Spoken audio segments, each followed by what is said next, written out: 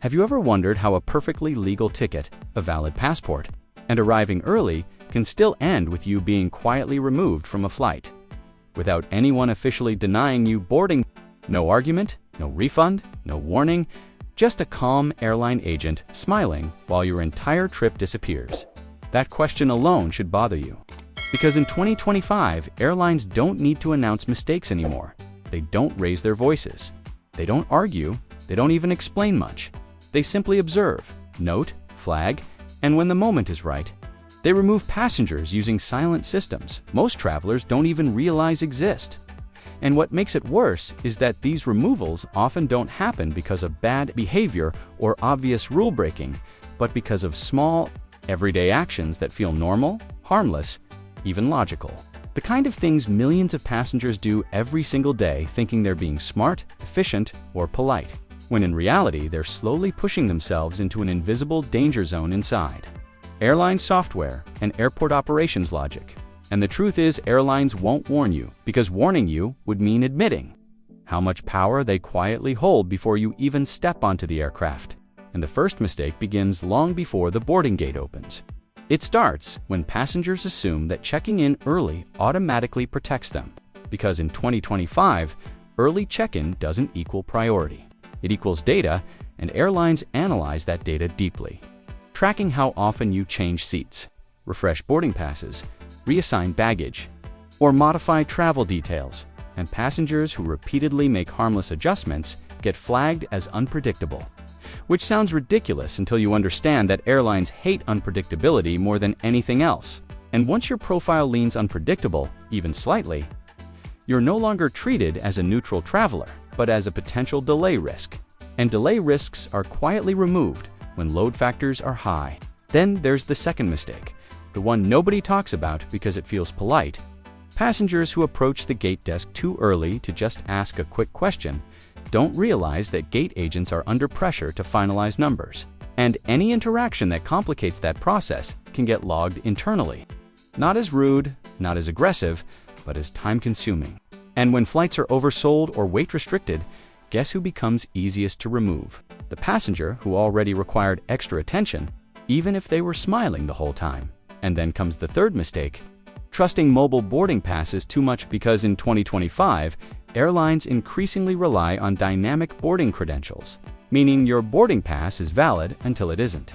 And passengers who screenshot passes, switch phones, lose signal, or toggle airplane mode too early can unknowingly trigger a mismatch between gate scanners and back-end systems. And when that mismatch happens during peak boarding chaos, agents don't troubleshoot, they move on. And moving on sometimes means quietly pulling you aside while the line keeps flowing, and you're left standing there wondering what just happened.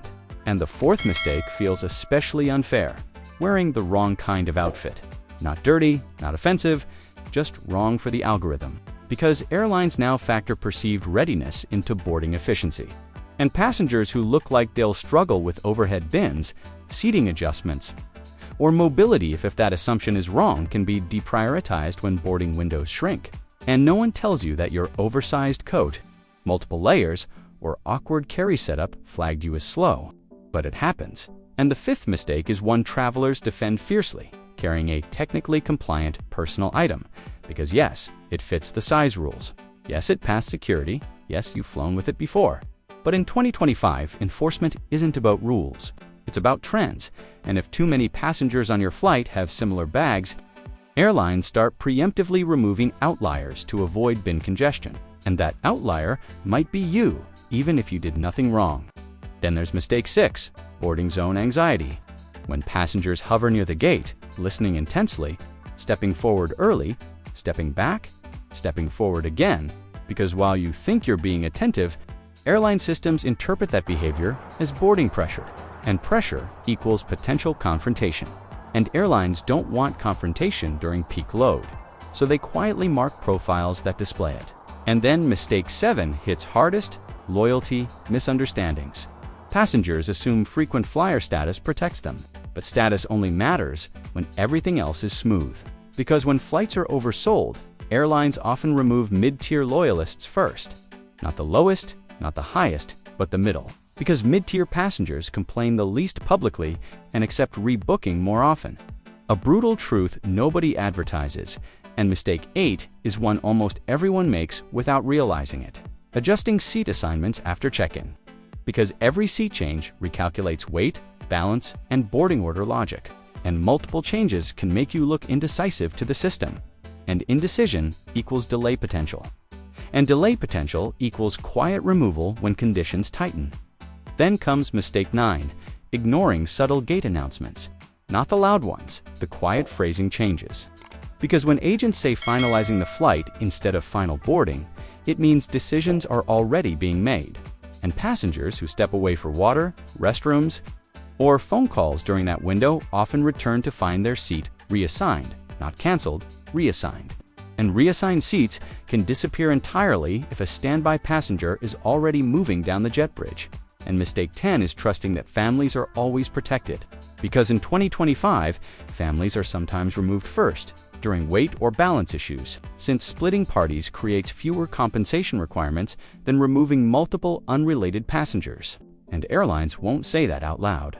But it happens quietly, especially on smaller aircraft. And mistake 11 is subtle but deadly.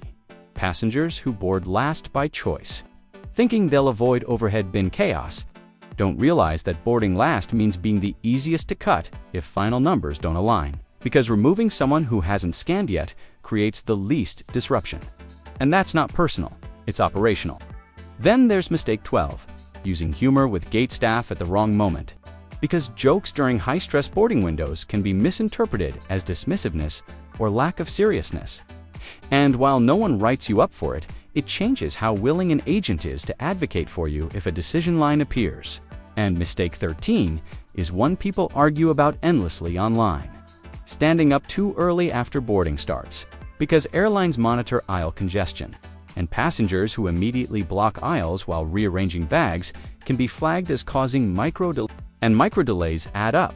And when airlines look for a single passenger to remove to rebalance flow, they choose the one who already slowed things down. And finally, mistake 14, the most dangerous one of all. Assuming that silence means safety, because in 2025, airlines don't announce removals dramatically. They don't call names loudly anymore. They simply stop calling yours. And if you're distracted, relaxed, scrolling your phone, confident that everything is fine, you may miss the exact moment your seat is reassigned, your boarding pass quietly invalidated, and your trip handed to someone standing 5 feet away, and by the time you realize what happened, the door is closed, the jet bridge is detached, and all you're left with is confusion, disbelief, and a polite explanation that sounds rehearsed and final. And the uncomfortable truth is that none of these mistakes make you a bad passenger.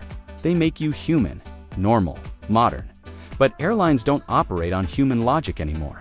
They operate on efficiency logic, risk reduction logic, and silent optimization systems designed to keep planes moving no matter who gets left behind. And the reason airlines won't warn you about these mistakes is because if passengers truly understood how fragile boarding actually is, how conditional every seat really remains until the door closes, people would panic, push back, and demand transparency. And transparency slows everything down, and airlines cannot afford slow.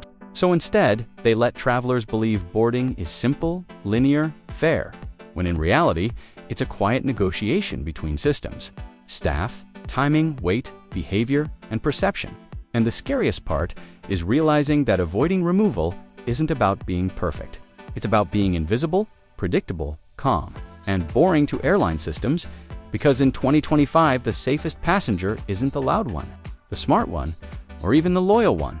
It's the one who blends in, follows flow, changes nothing, asks nothing, and disappears into the process without friction. And once you understand that, once you really see how boarding works behind the curtain, you stop traveling like a hopeful passenger and start moving like someone who knows the rules nobody prints.